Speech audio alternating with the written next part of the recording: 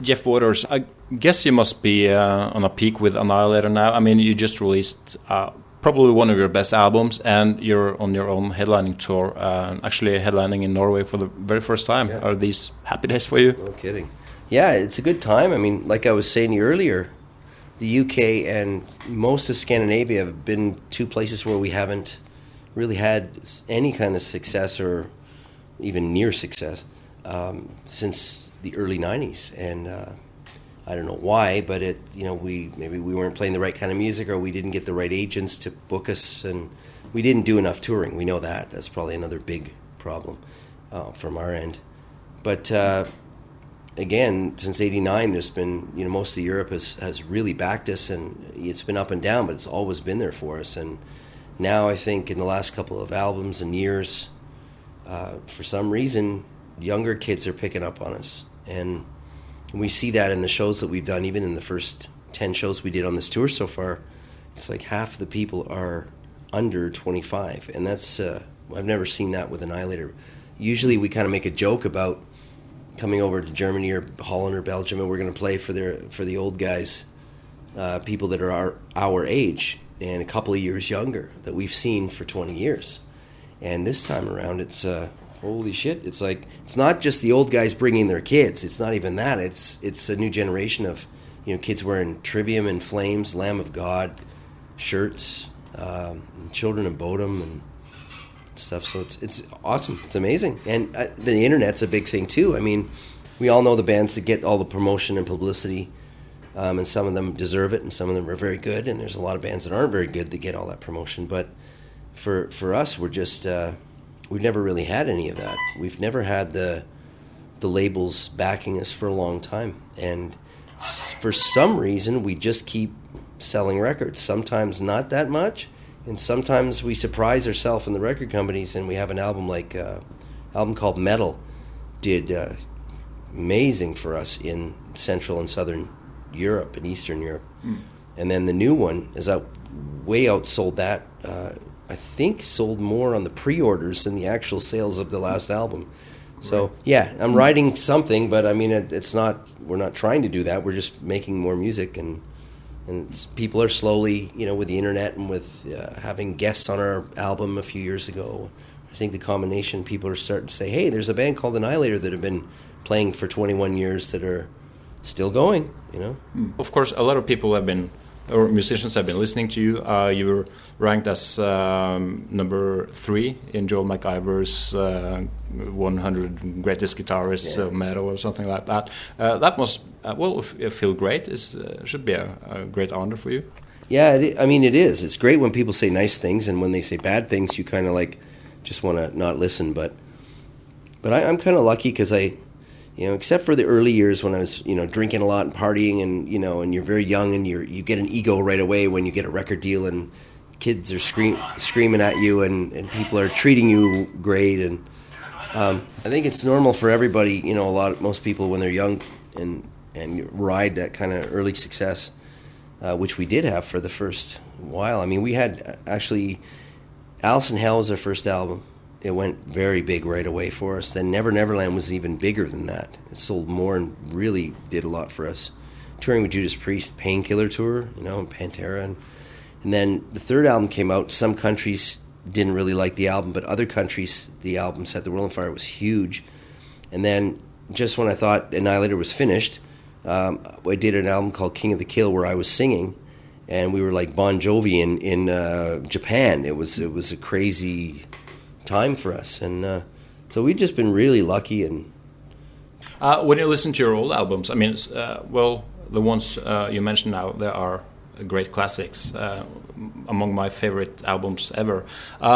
When you listen to them, do you kind of hear that you're more or less mature than you're now? I mean, you probably have grown as a guitar player, even though you played excellent back then, but what do you feel when you hear the albums now?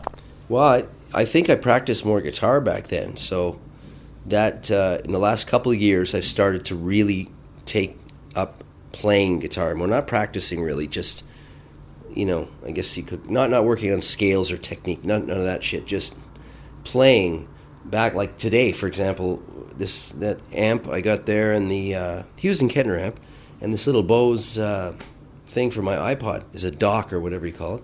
Today I was learning an album called Metal on Metal by Anvil, which I knew how to play those songs back in 1983 or 4 or whatever, whenever it came out, 85. I can't remember. But I never played them since then. For 20, 25 years, I never played their songs. Now, I'm not talking about the Anvil that has the movie out. I'm talking about the Anvil from Hard and Heavy, Metal on Metal, Forged in Fire, back in the very early 80s and late 70s, when Anvil was a real important, classic, underrated, influential, amazing band who had 2 or 3 just incredible records. Not the same band you're seeing in that movie. That's a totally different thing. But so that's what I'm doing now, is I'm sitting down and practicing by, what did I do? Haunting the Chapel, Chemical Warfare, all the Slayer EP. I learned the day before and the show before, I think I learned all of For Those About to Rock, AC/DC. So I'm going through my old records that I have and that I've downloaded on iTunes, and I'm starting to play all this old Dio, Stand Up and Shout, and Riot, Fire Down Under, Loudness, Thunder in the East, and all that. I mean, I'm going through Matthias Jab, Scorpions, Blackout. So I'm starting to go through all this old stuff, and that's how I'm getting my fingers back to where they were when I was younger. A lot of guys will say, oh yeah, I'm getting better with age on songwriting and playing, but for me, I think it's definitely the best stuff I ever did was in the early years, no question. I mean, no question. I've went a little different styles. Schizo Deluxe is one of my favorite records from Annihilator. That was in 2005. But going back to try to recreate what you did then is impossible. I mean, Alice in Chains will never do it. AC/DC will never do another Back in Black. Kiss will never do another Love Gun. Or I try to keep going. Priest will never do a Defenders of the Faith again, or a Screaming for Vengeance. Maiden can't do Power Slave or Number of the Beast again. So you just go on and you do as good as you can. And I think the key is you got to be honest with yourself, because if you're not, you're dishonest to the fans. If you go in there and you just say, fuck, I just want my advance from the next album to make some money or be a rock star or be in magazines or whatever, and you just write a bunch of shit, put it together, I don't think that's very fair. And there's a lot of bands like that where the record companies are paying huge amounts of promotion money and the bands are just writing crap, So, at least I can be honest and say, listen, I've got some good songs, I've got some bad songs, I've got some okay, average songs, and I got some fucking great songs, We'll see what happens.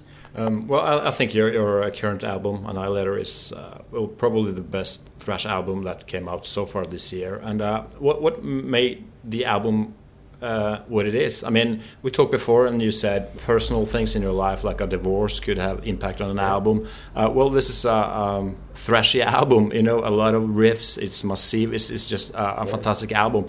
Did it just turn out that way, or is there a reason? No, I think I had a little more time this time. Dave and I had more time to do the record because this is the first album we did where we didn't have a record deal and a deadline for a release date and all that stuff.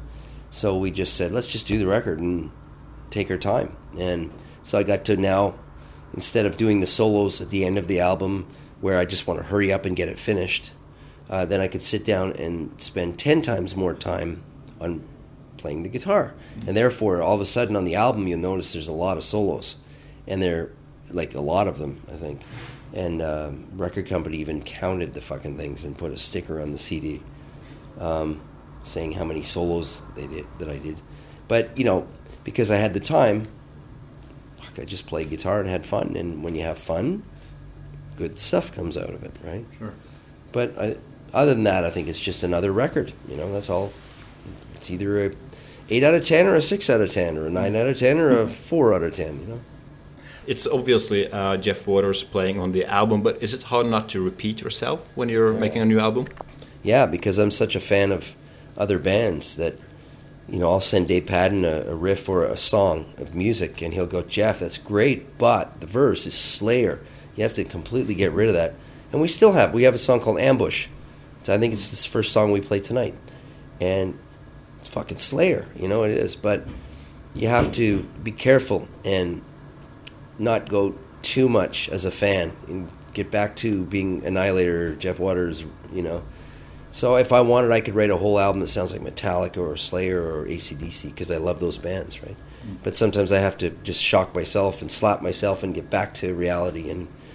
And even though we always will have those influences, you don't want to do a cover song. You know, you don't want to, you know.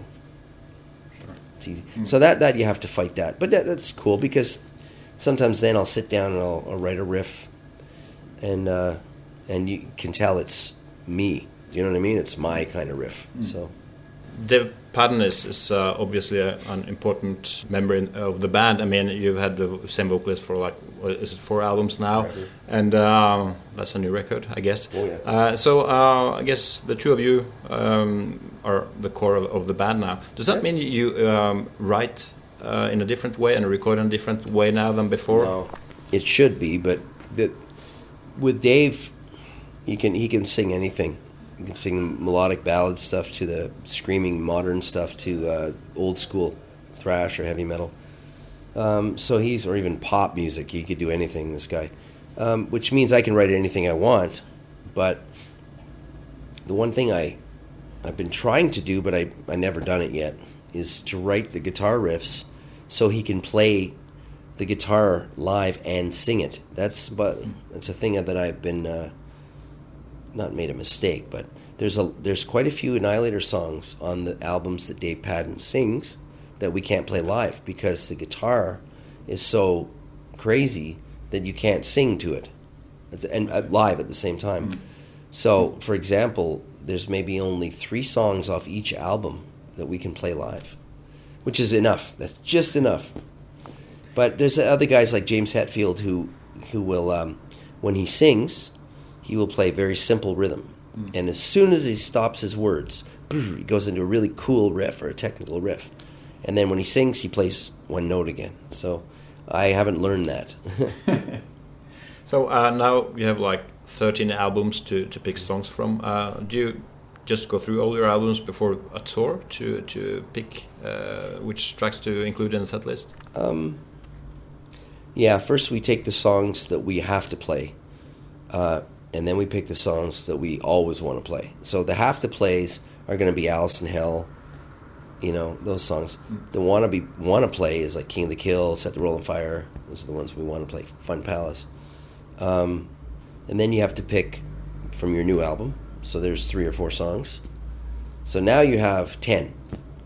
And now you only have another 8 left. So now you have to start picking from other albums. And okay, what about the last Annihilator record called Metal? Okay, we'll do Clown Parade. Done. Then we have 7 more to go. So, you know, we have a lot of songs. It's tough to pick them. Do you sing the songs that you used to sing on the albums, like King of the Kill and that stuff? Yeah. Yeah, I think I sing about 6 tonight. Do you do any covers? I mean, well, you have a cover on the latest album, but you... No, there's no... When you're doing this, it's like... When you have this many songs, I mean, we got about 140 songs on our records. It's kind of like putting a cover song in. Maybe it works for another band, but for us, we want to do 3 hours, you know, 3-hour set to do the songs we want. So no, we won't put a cover in. Which tracks are your live favorites at the moment then? Well, I always liked. My favorite live tracks are always King of the Kill and Set the World on Fire. Just love those 2 songs. They're total live songs. The first song, Ambush, I like. The first song we're doing. It's kind of cool. It's got that aggressive thrash kind of fast thing. Could you end up doing another Set the World on Fire album again? I mean, that's kind of a commercial compared to what you do today. Yeah, I mean, maybe maybe that's what the next album would be, because I've thought, you know, I think this time maybe I'm going to sit down and think about this. And there's been a little, not pressure, but, you know, people always say, oh, we want you to play thrash or heavier. And I don't know why, but it's like I've been pushing away some of the melodic stuff for the last couple of records. So I thought, no, maybe I'll do the opposite. Maybe I'll bring a lot of melodic stuff into the next record. Go completely change it. So maybe, yeah. More rock, more metal, heavy metal and hard rock rather than thrash and speed metal. Maybe go back the other way. Yeah, I'd like to do that. Or maybe not. We'll see.